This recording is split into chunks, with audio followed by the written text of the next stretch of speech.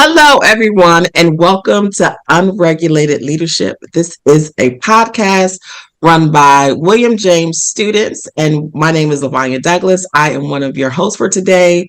We also have Chloe, who is one of your hosts, and she is going to introduce our special guest for today. So we have Lyz Rahme here from Lebanon, and I'm actually going to say thank you for being here, Lyz. And I'm going to ask you to introduce yourself and tell us a bit about what you do and your leadership role that you play in your business. We know that you founded a shoe enterprise in Milan, and now you work in aesthetic pharmaceuticals. Tell us more about your story. Okay. Hi, everyone. I'm Lyz. I'm Lebanese, also Canadian. And I'm your guest for today. I'm going to talk a little bit about myself. Okay, let's start off with, I went to university to study business, and my emphasis was entrepreneurship. I didn't know what I wanted to go with that, but it was always something that was super interesting to me. And then I decided to get into fashion. So I went and did my master's in fashion. I moved to Milan. I did it there.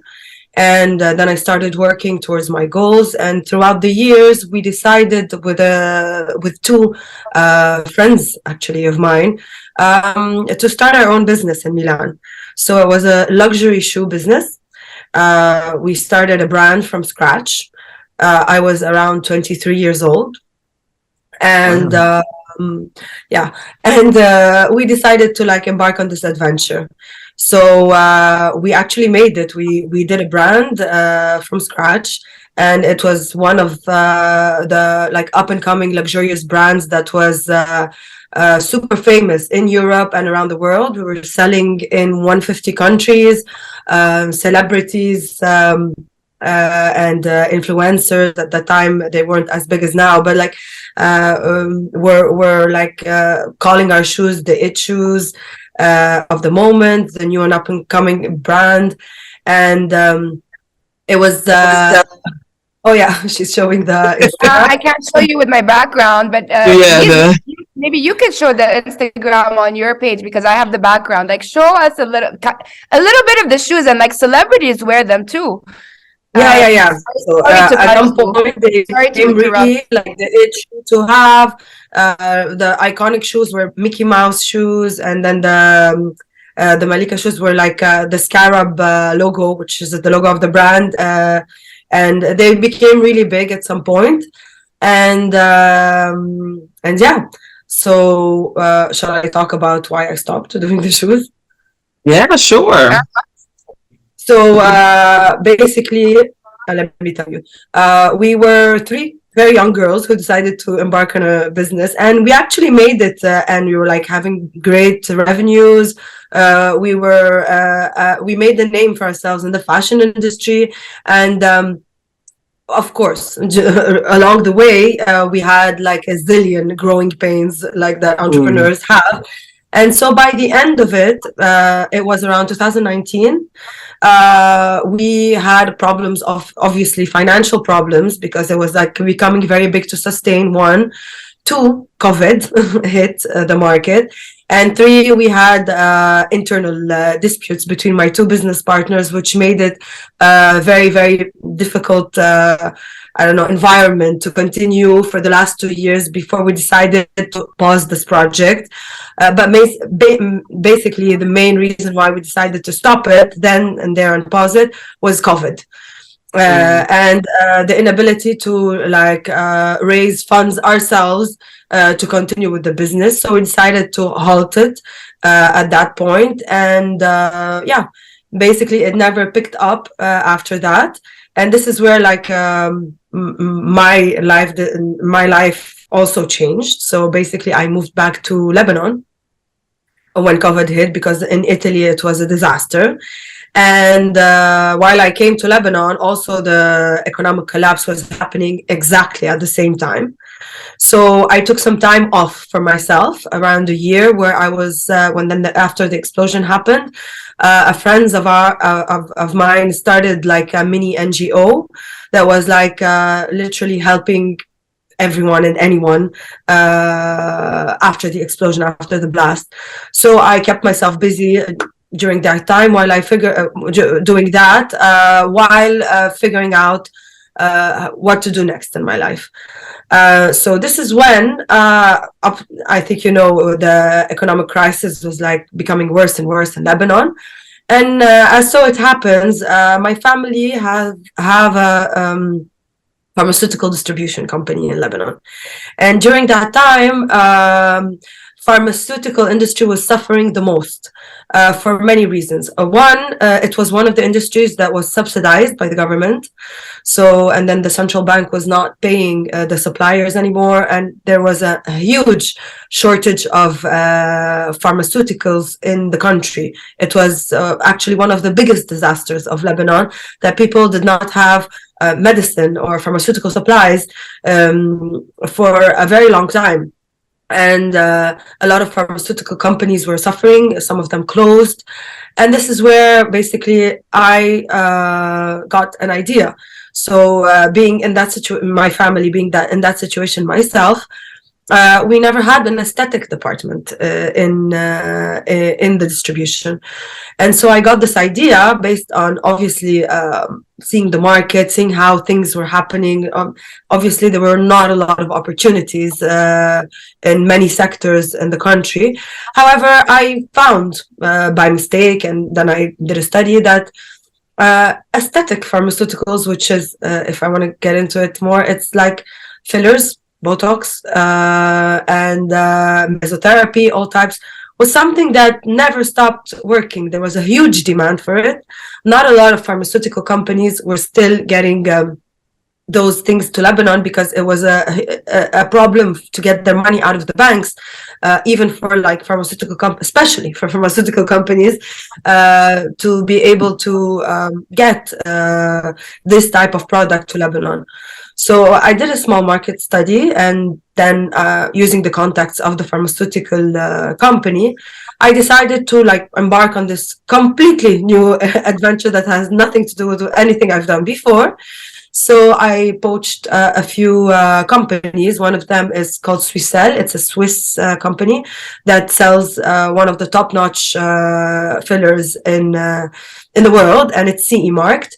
I'll talk about that later. And then another one, later on, a few months later, I poached a Spanish company that does all this mesotherapy, if you want to call it, but it's a huge range of products that go from they're like injectables, topical injectables that go from like whitening to like cellulite or fat dissolving or rose lips or structure for the face.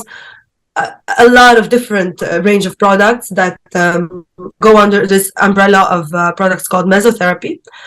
And while that was going on, after a while, I saw an opportunity to get into cosmetics as well.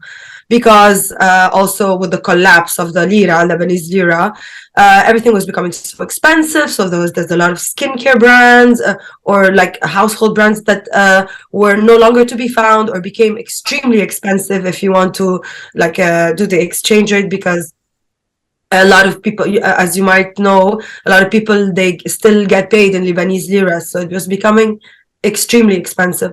So obviously I saw an opportunity as well in the market. And this is where I poached a Polish brand of skincare that goes from face skincare to body to hair to everything. And it was why I chose from Poland, because it's still a European product. It's much less expensive than other products. And the product I chose to get this brand. Why this brand specifically? It was because it's a clean brand completely. So it's vegan, cruelty-free. By the way, because it's a bit cheaper, and people, not everybody could afford the more expensive ones here. Not Yes, just absolutely. yeah.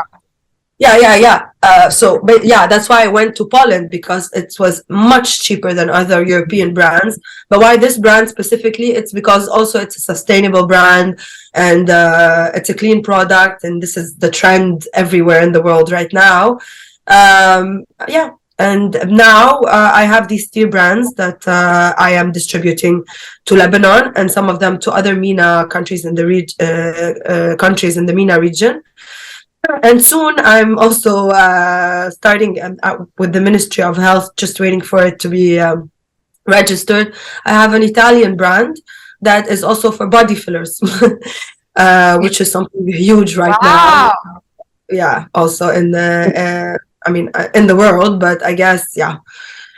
That is awesome. You have a lot of experience. And as an entrepreneur, like, you have experience in like these leadership roles. And, you know, in the company that you had at 23, you had this leadership role at 23. Like, that is that is huge. That is And so, insane. It came with its with a lot of like really growing pains, if you yeah. want to call it that. Yeah, for sure. Yeah, I'm sure. So what is the difference between being a leader and an entrepreneur in Lebanon and Milan? What are the major differences that you saw? So first of all, let's talk about age. At 23, also in Milan, a foreigner. Also, my business partners were foreigners, and excuse my French, but we were like 3 very naive girls, like starting a business. So there was. Should I talk about the difficulties I had there, or just Absolutely, compare? sure. Yeah. So I'm gonna tell you like the biggest difficulties we had while starting up. We were young. We did not have enough experience. Yes, I had worked right away after my master's, but I don't think it was enough. However, we had this idea, and we went from it, and basically to be taken seriously as a woman, as a girl, because at 23, and as a foreigner, who maybe didn't speak the language as well as I did later on. First of all, second of all, I did not have at all any experience with anything bureaucratic, especially in a country like Italy, lawyers, trademarks. So that was very overwhelming, and we had to go through a lot of people that we shouldn't have trusted maybe in the beginning, lawyers, agencies that were supposed to help us, and it took a long time and a lot of different people to get it right. So a lot of mistakes have been done. Another thing is manufacturing, because manufacturing in Italy is how can I put it? It's in very specific, especially for luxury shoes. So there are regions that do just that, and they do it for the biggest brands in the world. Go from the biggest brands in the world to the niche, new brands that are luxury. They are all done in the same places. So to be able to reason with, because these people, how do I say, they are maybe used to a very certain way to do things, and then you have like 3 girls coming with a new project. Why would they take you? 1, 2, maybe they want to take advantage of you. They think we had a lot of problems picking the right manufacturing, choosing the correct business deals to do with them. We were under a licensing agreement, for example, for the first 3-4 years, which was great. It helped us grow a lot, but at the same time we were making huge revenues, and we were just taking a tiny percentage of those revenues because of these agreements that maybe had we had more experience or better lawyers or a better team, we would have for sure done better, for example. So yeah, the difference between then and now is obviously age and experience. Like, there is not one mistake that you can think of that we did not do, and obviously we learned from them. So now I will say I'm much more cautious. I make sure to really study any project very well before I engaged in it. I make sure to have the right team around me, which is extremely important in my opinion. Like the team you build and the people you trust and the people you employ are key, absolutely key, and they make all the difference. And okay, well, in Lebanon, it's a little more because it's one country. So, and also age, it's a little bit easier. I'm gonna say that, but still, as a woman, and you're not taken as seriously as other people, especially coming like being completely new to the industry. So I feel like you have to like prove yourself a little bit. A lot more than someone who has been in the industry, or a man, or even though aesthetics is you think a lot of women are involved in the industry, but the pharma industry is still, I would say, anyway, in Lebanon at least, is still very much an old school type of business. I can elaborate on that if you want. Yeah, Sure. we wanted to know about like, so that's exactly the second question, that the next question that we wanted to ask was like, what are some of the challenges that you face as a female businesswoman or entrepreneur in Lebanon? And that's building on what we asked in the beginning about Milan. Like, is there a fundamental difference working in Milan in terms of being a lady and working in Lebanon in terms of being a lady? Well, okay, so to get back to that, in Milan, of course, because also in Italy, and especially with manufacturers, I mean, working with agencies and lawyers, and in Milan was never the problem. It was working with manufacturers, and it was us being women and very young. So they all want to take advantage of you. They all think you're not serious. They're like, okay, these girls are just here for a project, or I don't. Yeah, and so let's take advantage of them because they have no idea what they're doing. And so, yeah, we had a lot of problems with that. However, in the distribution, in everything, sorry, how do you say? Bureaucrat, like every logistics, it was fine because the fashion industry is filled with women. But everything that was in manufacturing and logistics that came out of that area was very difficult for us in Lebanon. So the pharma industry is, I don't know if you know, it's notorious for being filled with pretty women. For example, the way it works is very like the old school way it works. You get medical representatives who are pretty women who like are going there to sell your products and going to like to the doctors and to these conferences. Like, this is the sales. It always has been. And in Lebanon, I don't know how it evolved worldwide, but in Lebanon, you still see a lot of this old mentality. And I'm not going to go very far. My father, who is the chairman of the company, still has this mentality. Like, still, whenever you have to hire people, you still have to, women are only there to look pretty and go sell. Because absolutely. So this is something, that I'm dealing with a lot. For example, because no, they don't take you seriously until you like stand your ground, and no, you're showing them, no, I'm not here to like play pretty or I don't know, flirt even, because it is like that, or no, I'm here because I am running a business, and I am someone who's trying to sell my product in a very progressive way. We're not selling potatoes anymore like they used to do in the pharmaceutical industry. So yeah, that is, as a woman, you're not taken seriously. Also, another thing that I personally I'm facing with, so I'm the boss's daughter, if you want. So also I have to like work to prove myself much more, and not like because I got the position just because of that. So no, you have to take me seriously. And even in my own company, because we work hand in hand with Promo Farm, which is the company, we use them for the distribution, everything, logistics, basically, accounting. We use the same, even if we are a different company.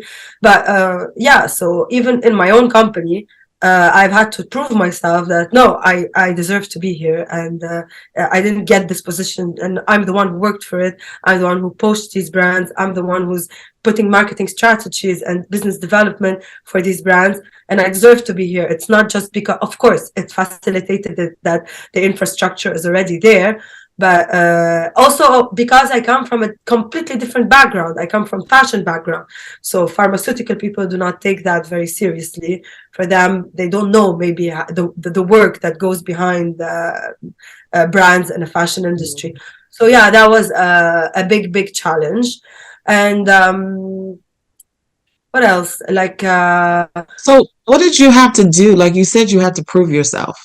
And yes, I can only imagine, because it's kind of like that here too in America. It's like, men are seen like they have it all together, and you have to say, no, I'm the brains. I'm not just a cute face, but I have brains. I have education, like I have experience. So absolutely. what steps did you have to take to prove yourself? Because you can't just say I'm supposed to be here, and I can be here. But Oh what did no, you no, actually no. have to what you have to do? Like, share with us what you actually have to do to prove to them, but in your actions, that you deserve to be where you're at.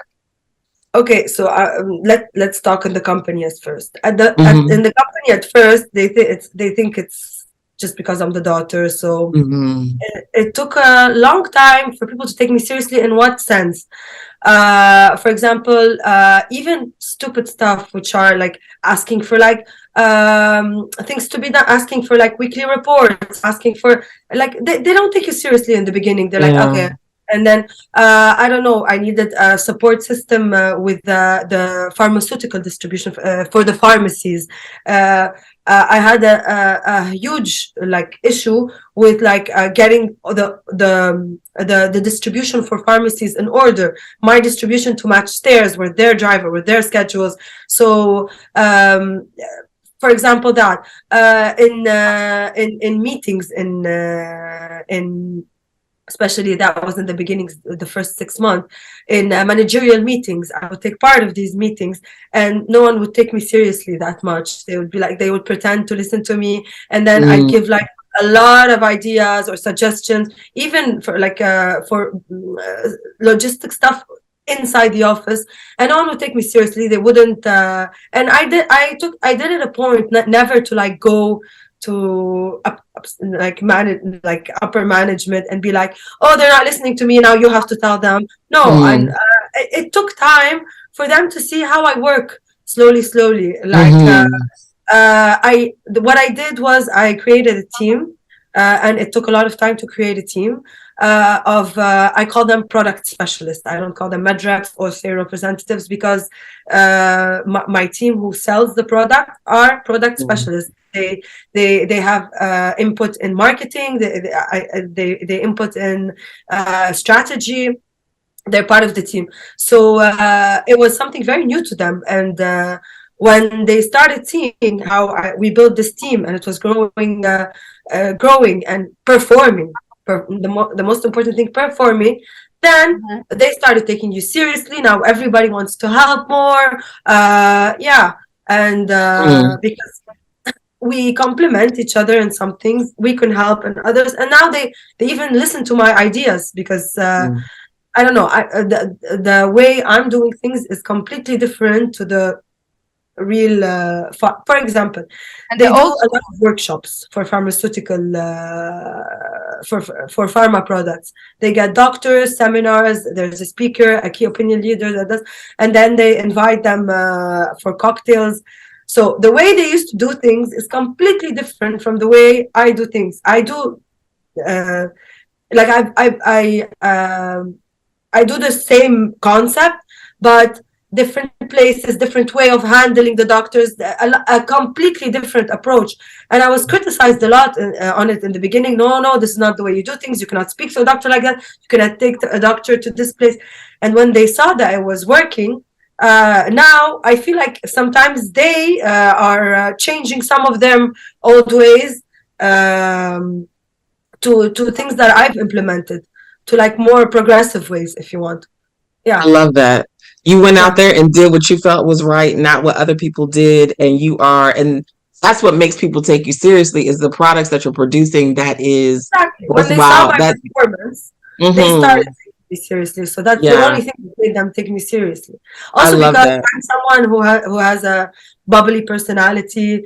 I'm very not informal, but so that also doesn't help people to take you seriously until they look at the numbers after Yes, a while, and then they see that in situations where you have to take a stand, they see that you can.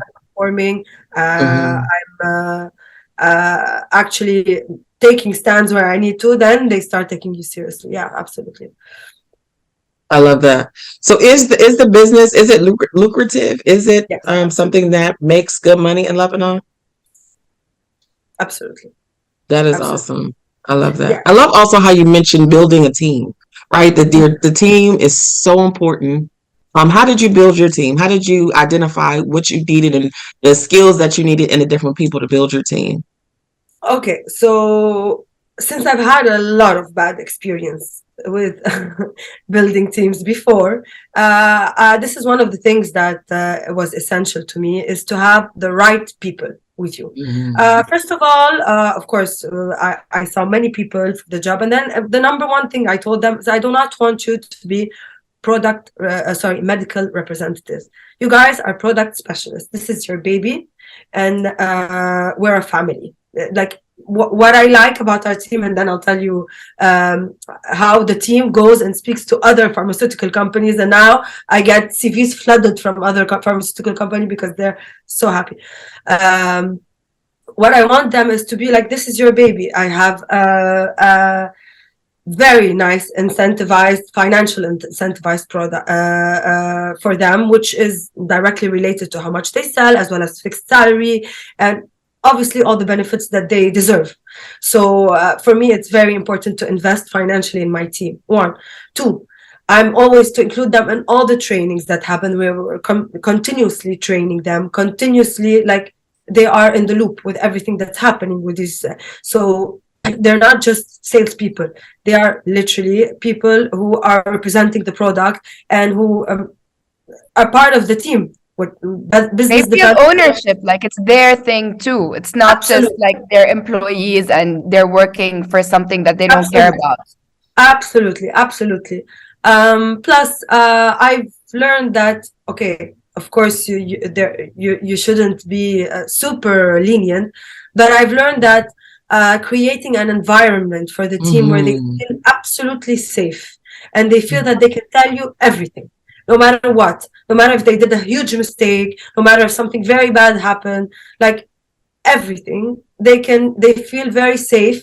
And plus, it's like I made them feel like it's me and them against the pharmaceutical. Not against, but like, I will always have their backs, no matter what, no matter what problems you have.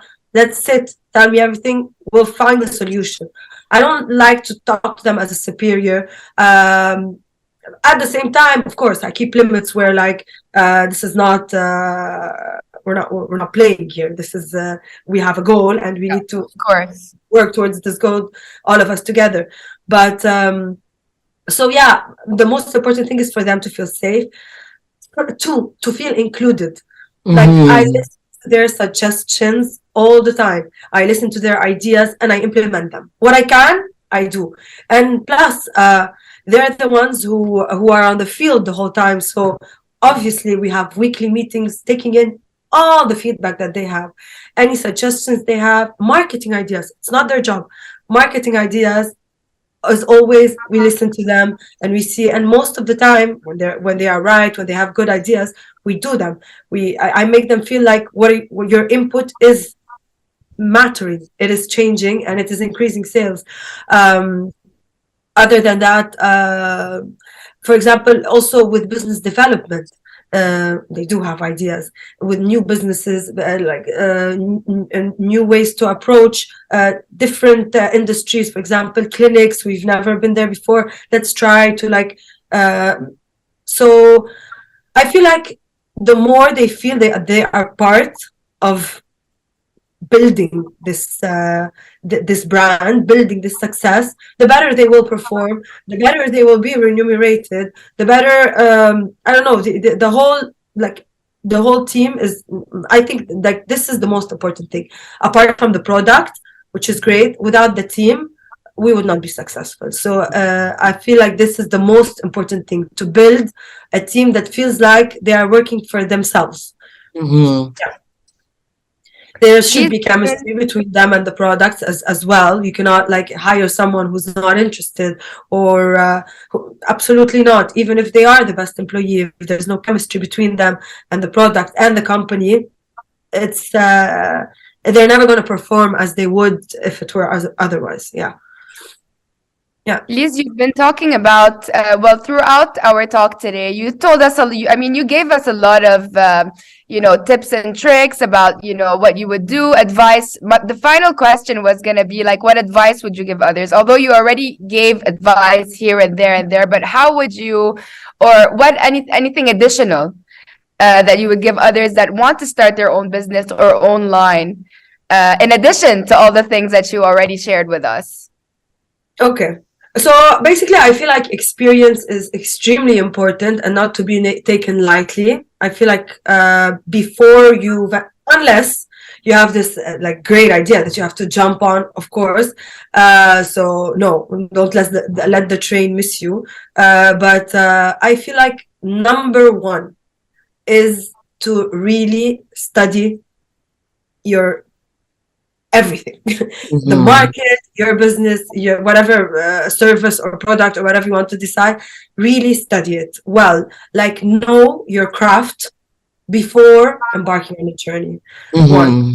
Two, obviously the team, the people you decide to do it with, the people you hire, the agencies you hire, the lawyer, they should be people you trust 100%, whether it's your banker or your lawyer or your accounting team or your business partner, your employees. The team is extremely important. If you have the right people around you, this is like gold.